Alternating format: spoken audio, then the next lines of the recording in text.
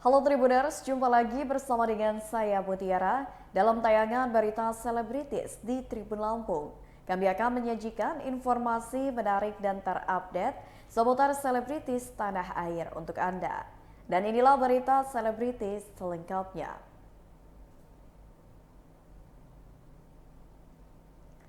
Dara Arafah kehilangan uang senilai 800 juta rupiah, ART kini jadi tersangka. Polisi telah menetapkan tersangka kasus pencurian brankas uang milik selebgram Dara Arafah.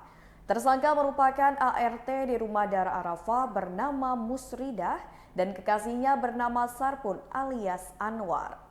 Sedangkan kekasih korban Sarpun alias Anwar bertugas untuk menerima brankas melalui travel, membongkarnya dan mengambil uang di dalamnya senilai 789 juta rupiah.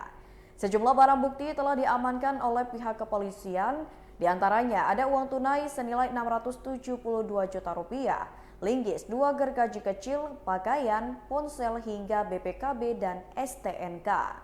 Barang bukti uang telah berkurang dikarenakan tersangka Sarpun alias Anwar telah menggunakan uang tersebut untuk membeli 1 unit motor, beberapa ponsel dan diberikan kepada tunangannya. Tersangka Musridah dan Sarpun terancam hukuman pidana maksimal 7 tahun penjara. Atas kejadian ini, penyidik sudah melakukan pemeriksaan secara intensif dan menetapkan mereka sebagai tersangka dengan pasal 363 KUHP JO 55 KUHP, pidana maksimal 7 tahun penjara. Berikut wawancara dengan Dara Arafah.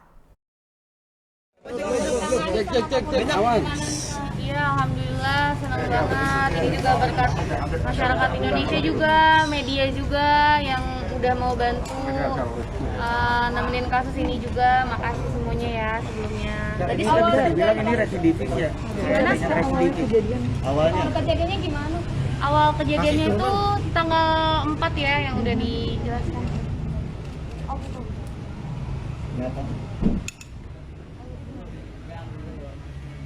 Nggak apa-apa, kan soal itu Kronologinya gimana?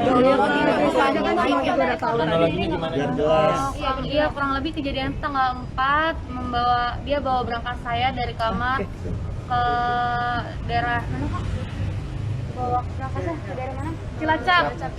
Iya, ke daerah Cilacap, di mana dia ternyata naik ojek online ya, entah ojek online atau ojek pengkolan, dikirim lagi pakai travel langsung ke Cilacap. Jadi yang menerima berangkasnya itu yang laki-lakinya tadi, pacarnya itu. Dan ternyata si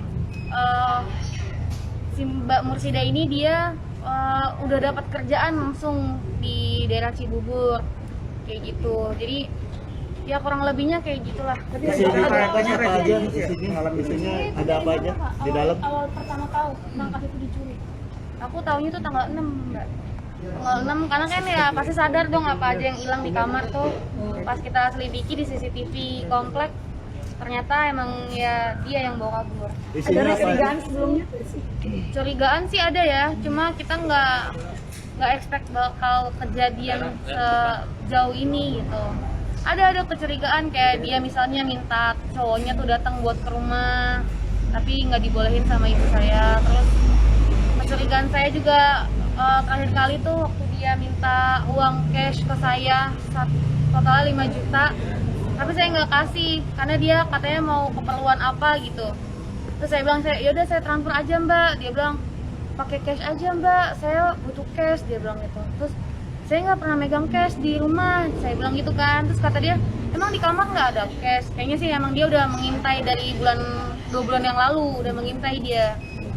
Jadi saya udah mulai curiga di situ, kok dia tahu ada uang cash di kamar saya gitu. Ini kan berapa lama sih? 3 bulan kurang lebih. Ini sempat juga kena kasus juga dengan salah satu artis. Kamu tuh nggak ada curiga? Pernah bekerja juga dengan salah satu artis yang katanya juga mencuri. Kamu tapi di mana tidak ada informasi seperti itu? Kamu tahu? Oh enggak, saya nggak tahu menau. Saya tahunya dia kerja sama artis setelah ada kejadian ini. Jadi ada laporan ke saya. Kenal dari mana? Dari sosial media. Itu aja. Nanti kita ada preskon lagi di LBH Yusuf, nanti bisa menyusul jadwalnya ya, karena kan kita nyesuaiin jadwalnya Dara juga nih gitu. 3 hari ini. Dara setelah ketemu tadi Damai ya, nggak ada ya, biar ada efek jerah juga. Tapi tadi sempat ketemu ya terakhir. Iya, tadi kan sempat ketemu sama pelaku. Iya, Nggak ada obrolan apa-apa sih, kalau tadi di dalam cuma lihat-lihatan aja. Tapi katanya ada keluarganya datang, benar nggak sih? Oh, saya kurang tahu kalau itu malah. Ada keluarga dari korban, dari pelaku. Iya. Oh, saya nggak tahu sih. Kejadiannya itu kapan sih, Mbak? Ketemu lagi maksudnya sama orang yang bisa dibilang menyakiti kamu Ya, juga. Iya, merasa minta maaf atau Kalau merasa bersalah atau enggaknya kan itu dari pihak dianya ya, kita nggak tahu. Cuma kalau saya, insya Allah saya sih udah memaafkan secara pribadi. Tapi tetap proses ini tetap harus berjalan supaya ada efek jerah juga. Tapi ada kata maaf dari pelakunya sendiri nggak langsung? Kemarin sih sempat ketemu ada ya minta maaf, cuman ya udah minta maaf. Cuman kayak pengen dibebasin aja minta maafnya gitu. Di dalam selektif lagi nggak sih, Dar? Ada uang tunai. Berapa? Total yang dilaporkan tuh 800 juta. Kurang lebih selektif nggak sih cari ART sekarang? Iya, gitu aja.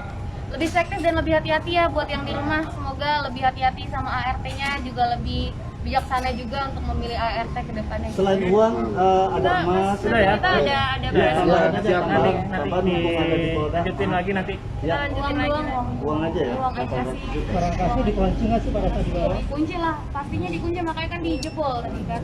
CCTV dirusak ya, Saudara? Ya? CCTV dirusak juga ya? Iya, CCTV.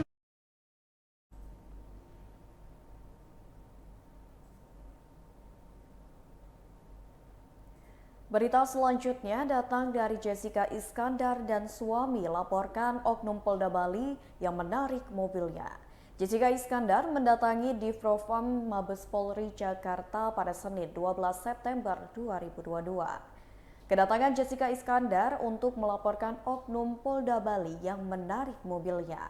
Diduga oknum berinisial FHA tersebut melakukan ketidakprofesionalan dan arogansi. Roland pun menyebut oknum polisi itu dilaporkan karena penyitaan dikarenakan tidak sesuai dengan prosedur yang ada. Sehingga pihak Jedar merasa ada yang janggal dan tak adil. Kedatangan Jessica Iskandar untuk melaporkan oknum Polda Bali yang menarik mobilnya. Diduga oknum berinisial FH itu telah melakukan ketidakprofesionalan. Berikut wawancara dengan pihak Jessica Iskandar.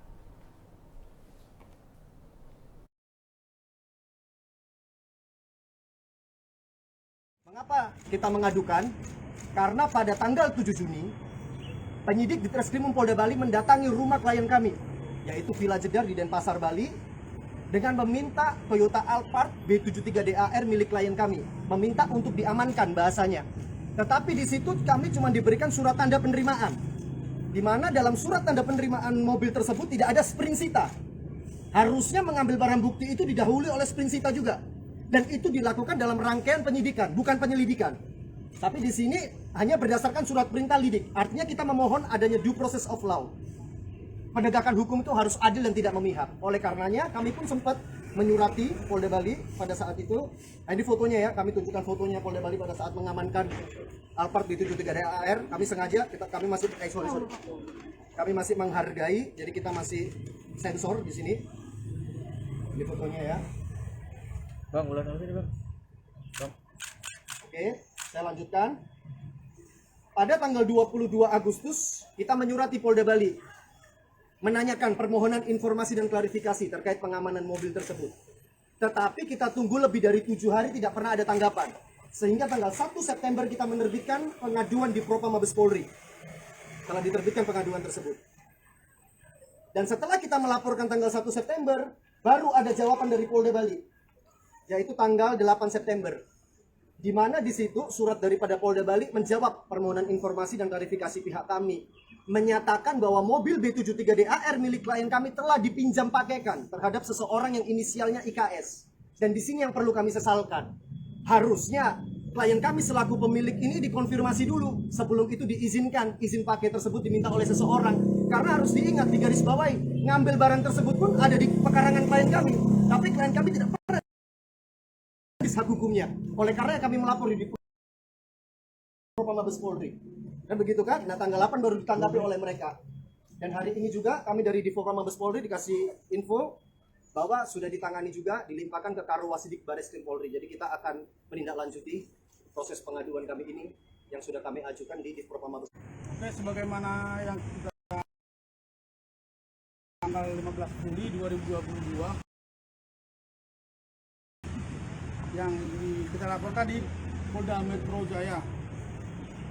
Nah, informasi yang kita dapat bahwasanya terlapor sudah dipanggil 1 kali oleh pihak Polda Metro Jaya kami dan hak konstitusional klien kami agar dilakukan pemanggilan secara paksa tentunya ke depannya demi terjaminnya kepastian hukum sebagaimana tertuang dalam pasal 28D ayat 1 Undang-Undang Dasar 45. Kepastian hukum yang berkeadilan. Dan besar harapan kami, Bapak Kapolri juga mendengar perkataan kami ini dan Kapolda Metro Jaya juga mendengar ini supaya bisa jelas kasus ini agar klien kami mendapatkan haknya, merasa adil. Depan duduk kalau bisa.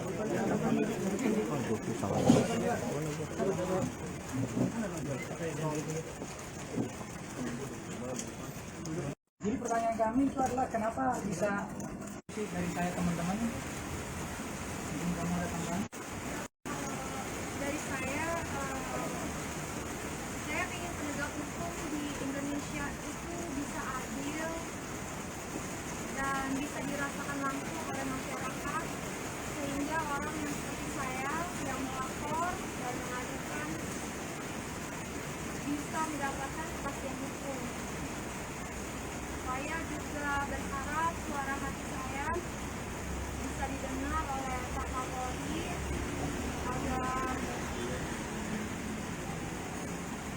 untuk orang seperti saya bisa mendapatkan keadilan jika kami sedang berjuang mencari keadilan di negeri ini. Itu aja sih dari saya. Terima kasih teman-teman, mungkin ada pertanyaan.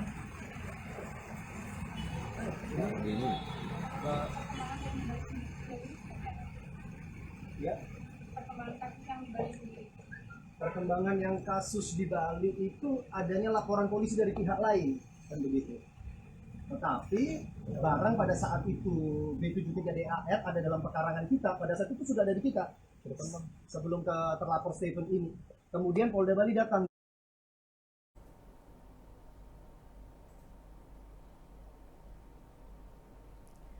Berita selanjutnya datang dari pedangdut cantik Uut Permatasari. Sudah lama tak terlihat di depan publik, Uut Permatasari ingin fokus dengan suami.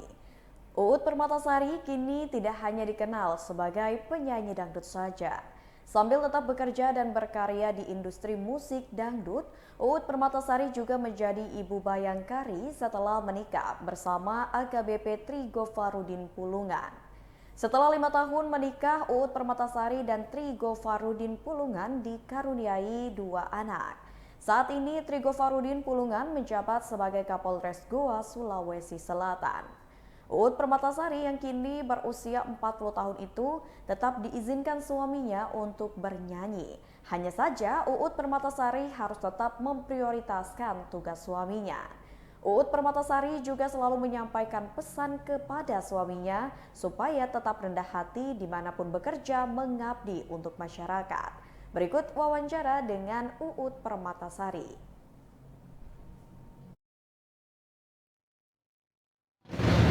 Ada pawangi gitu ya.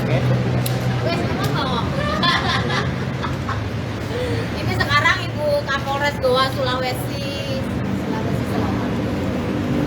Ya, jadi hari ini senang banget diundang ini pertama kalinya bertemu lagi sama Mbak Inul setelah sekian lama. Seru, jadi kita kangen-kangenan dan acaranya juga ya seru banget. Seneng lah pokoknya, tapi aku kangen nyun. Jadi kita punya panggilan kesayangan. Kalau Mbak Inul manggil saya itu Nyunul, kalau saya manggil Mbak Inul Mbak Minul gitu kan, saking gemesnya Mbak Inul gitu, pas suka WA kita begitu ya. Kalau kangen-kangennya gimana? Gitu Mbak? Ya jangan salah loh, saat saya berada tugas dan itu selalu nggak dapat hadiah, pokoknya aku dikasih hadiah yang itu membuat nyaman banget di sana. Itu aku dikirimin, aku tuh ya Allah Mbak Inul, ini jauh loh kok dikirim ya, luar biasa ya. Apa sahabatnya? Ada rencana balik ya buat berkarya lagi sebagai penyanyi? Kalau aku ini pasti kan berkarya lagi gitu. Kan kita kan boleh berkarya tapi jangan melupakan perannya sebagai istri dan ibu. Apa udah dapat izin dari suami? Udah, memang udah nggak ada masalah. Memang tidak pernah maksudnya juga boleh nyanyi, nggak. Suami nggak pernah bilang begitu, masih diizinkan untuk bernyanyi gitu. Cuman kan saya sekarang kan lagi mengikuti dinas suami, dimanapun suami di dinas kan saya harus mendampingi beliau gitu. Iya, apalagi kalau collab bikin single. Collab. Ya, kalau aku kan kolaborasinya dari zaman kita udah masih usia 13 tahun Iya. ini ya. 13 tahun. Jadi aku juga iya sama lah. 11-12 lah kita. Jadi kalau perjalanan karirnya juga sama, cuman sekarang dia lebih memilih untuk dapat suami sebagai pengabdi negara. Tapi kalau aku kan suami kan dia swasta, kalau masih ada melakukan bebas ya. Jadi jalannya udah masing-masing, tapi untuk silaturahmi sampai sekarang pun juga masih gitu. Jadi nggak putus hubungan ya saya. Iya, itu kan yang banyak usia. Jadi kita masih sering banget. Aku tuh sama Mbak Inul dari dulu kita jor-joran jog-jogan kalau di kampung halaman. Jadi Mbak Inul 3, aku udah kedua. Pokoknya Mbak Inul tuh nggak pernah jog-jogannya tuh 1 atau 2, pasti 3. Oh iya, siang malam. Oke, satu hari ya pernah aku ya aku sama jadi Mbak. Nggak capek tuh sama itu juga pernah nggak capek tuh, jadi kita jadi silang gitu loh, nanti kita sama-sama aku nyanyi ini ya udah aku balik dulu ya, oke nanti kita ketemu di sana ya. Jadi Zaman dulu ya beda sama zaman sekarang ya. Zaman sekarang itu sekarang anak di YouTube ya udah viral, langsung on air, langsung nyanyinya viral, penontonnya penuh. Zaman kita dulu enggak ya ya. nggak ada Jadi viral. kalau Memang ngomongin dimulai dari proses, bawah prosesnya. dia sama aku sama. Jadi bedanya sekarang jalannya udah ya, Ya, kita maksudnya nggak ada beda sih, kita tetap sama kayak ya. cuman memang perbedaannya itu kan kita membagi waktu. Kalau Mbak Ibu kan memang full waktunya ya, ibaratnya full berkarya. Kalau saya kan memang ya harus dipilah-pilah waktunya, saatnya kita berkarya, ada saatnya kita harus bertanggung jawab sebagai istri dan ibu, ya kan kita juga memiliki tugas. Saya sebagai satu bayangkari harus bisa menjaga marwah suami dan juga bisa menjaga nama institusi Polri. Tapi yang jelas kita berdua ya marwah keluarga itu memang harus dijaga. Jadi mudah-mudahan kita berdua harapannya sih diparingi sehat, anak sehat, gede, cuma satu suami sampai kakek dan nenek gitu ya. Sampai kakek saya. Kita rindu ya. Oke. Kayak udah mati gitu. Perjuangan melahirkan saya waktu itu saya deg-degan dan sempat Ya turunan dikit ya. artinya nyerah itu Turun dikit. Naikkan lagi ya. karena kan memang si dedeknya ini kan melengkap gitu, nah kepalanya di bawah dan sebelah kanan gitu. Jadi saya bilang oh ya Allah, memang ini bukan jalannya, Allah maunya sama dedeknya saya harus mengira secara sehat ya nggak masalah, yang penting saya dan bayinya sehat ya, tidak ada kekurangan apapun dan semuanya proses berjalan lancar, semua dokter anestesi semuanya perawat tidak semuanya begitu luar biasa membantu saya dan rasanya saya.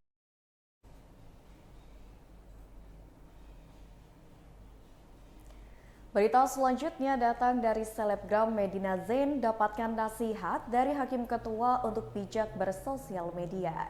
Kasus pengancaman dan pencemaran nama baik yang menyeret nama sosialita sekaligus pengusaha Medina Zain masih berlanjut.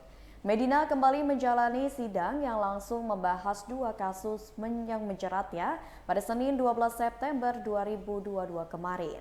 Salah satu kasus yang membuat Medina akhirnya ditangkap dan ditahan di rutan Pondok Bambu ialah dugaan pengancaman yang dilakukannya kepada Marisha Ica. Dalam persidangan ini, Hakim Ketua mencoba menasihati Medina Zain agar bisa lebih bijak dalam menggunakan media sosial. Hal ini disampaikan oleh Hakim Ketua karena dirinya merasa bahwa sudah banyak anak di bawah umur yang mulai menggunakan gawai.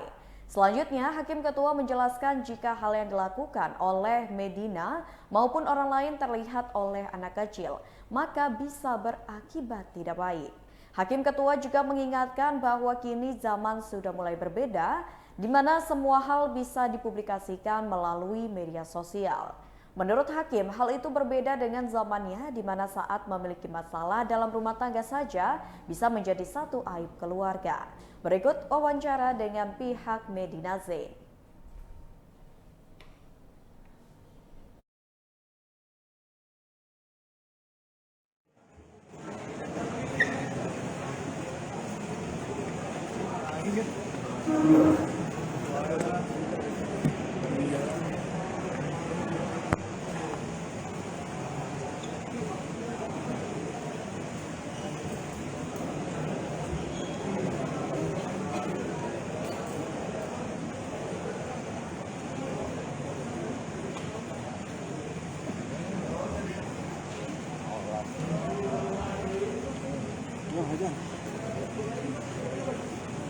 Medina gimana Medina? Udah puas belum tadi sampaikan keterangan terdakwa? Puas sih sama keterangan ahli tadi. Oke. Tadi sudah menyampaikan beberapa keterangan juga Kak Medina. Seperti apa mungkin? Gimana? Tadi sudah menyampaikan beberapa keterangan juga kan? Ya. Lanjut gimana? Perasaannya mungkin lebih lega atau gimana? Ya masih deg-degan karena masih ada tahap-tahap berikutnya. Mudah-mudahan dipermudah oleh Allah. Kita tadi kan sempat juga nggak mau mention siapapun. Emang dari awal nggak pernah diniatkan buat keduanya atau gimana Kak Medina? Itu untuk siapa hanya saya dan Tuhan yang tahu. Jadi saya tidak mention siapapun di situ. Mention.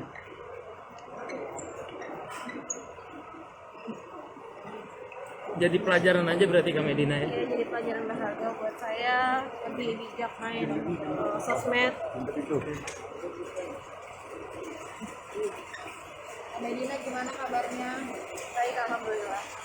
Ini udah jauh ini ada yang dibutuhkan kan? Ya, saya kangen banget sama anak.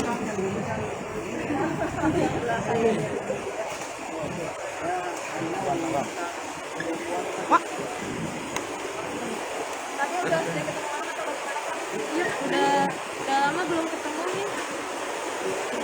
Terakhir waktu dia masih di Polda.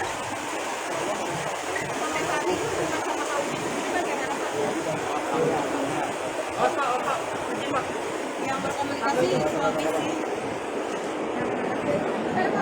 Sudah ada belum ketemu kakak, belum ketemu sama anak. Tadi terkait usaha juga banyak yang turun, gimana Kak Medina mungkin? Ya, segala sesuatu kan harus siap dengan resiko. Jadi kalau misalkan memang sekarang bisnis saya sedang turun, insya Allah bakal ngasih jalan lagi untuk naik lagi.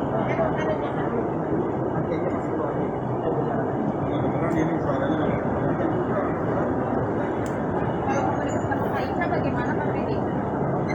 Doain aja ya. Mudah-mudahan bisa damai.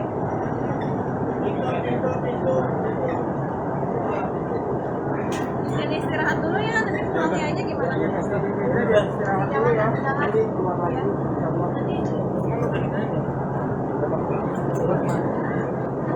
Iya.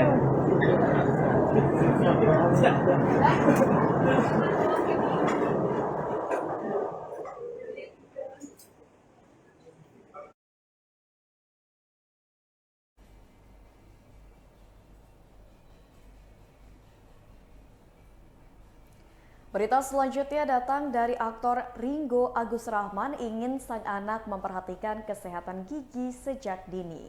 Ringo Agus Rahman mengajak putra sulungnya Bjorka Dieter Morsek ke peringatan Hari Kesehatan Gigi Nasional. Suami Sabai Dieter Morsek itu ingin mengedukasi anaknya Bjorka agar lebih memperhatikan kesehatan gigi dan juga mulut. Diakui oleh Ringo, ia sendiri termasuk orang yang terlambat sadar akan pentingnya menjaga kesehatan gigi dan juga mulut. Kesadaran itu pun lanjut Ringo terjadi setelah pemain film Keluarga Cemara ini diomeli oleh dokter gigi. Rupanya aktor berusia 40 tahun ini memiliki permasalahan gigi yang tidak rata.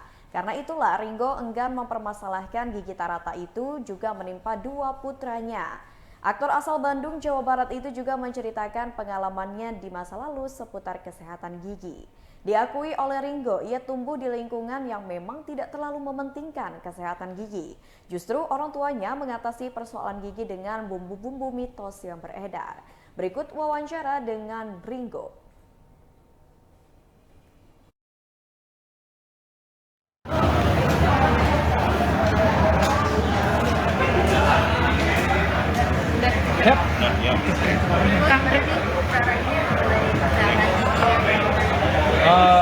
Pas sih ini karena berkaitan sama anak-anak ya, kalau misalnya gue kan seorang bapak yang lagi mau menumbuhkan kesadaran itu, mencegah supaya gigi anak gue tidak seperti bapaknya, karena jujur aja bapaknya tuh baru belakangan ini, baru beberapa tahun ini mulai sadar kesehatan gigi. Setelah gue dimarahin sama dokter gigi gue, gini ya Ringo, gigi rata itu gigi yang sehat, itu bukan soal penampilan itu cuma bonusnya, karena gigi gue waktu itu karena berantakan, jadi harus diratakan karena masalahnya cukup banyak dan gue tidak mau terjadi sama anak gue, jadinya kayak apa ya, biar supaya mereka terbiasa gitu loh, karena gue nggak tahu teman-teman ya, kalau dulu gue di keluarga tuh kayak nggak dipentingin gigi itu gitu. Kalau ada tipikal kebanyakan orang ada masalah baru ke dokter gitu, kalau misalnya goyang dikit cabut benang atau pintu gitu, terus setelah giginya copot, dulu nyokap gue inget kayak buang gigi atas, buang ke bawah, gigi bawah buang ke atas, terus kita minta gigi tikus supaya kuat, gue bingung kayak gigi tikus ya. Mitos-mitos yang terjadi gitu, karena yang selama ini kan dokter tuh kalau lu sakit baru ke dokter, ke klinik, sakit yang lain. Tapi kalau gigi tuh kayaknya selama kelihatan baik-baik aja aman gitu. tapi itu yang karena dulu adalah takut dokter gigi, sesuatu yang banyak di orang.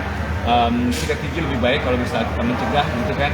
Nggak susah sebenarnya 2 kali sehari setelah sarapan pagi sebelum tidur, terus kalau misalnya dia ke dokter, kita cek setiap berapa bulan benar kesehatan. Nah, gue tuh pengen cari, saking niatnya gue bener-bener mencari dokter yang pas buat anak gue, yang pas tuh pokoknya jangan ada yang anak gue kesel sedikit pun gitu, gue karena suka dia trauma dan nanti giginya nggak ada perhatian, kasihan. Anak sendiri bukan anak orang.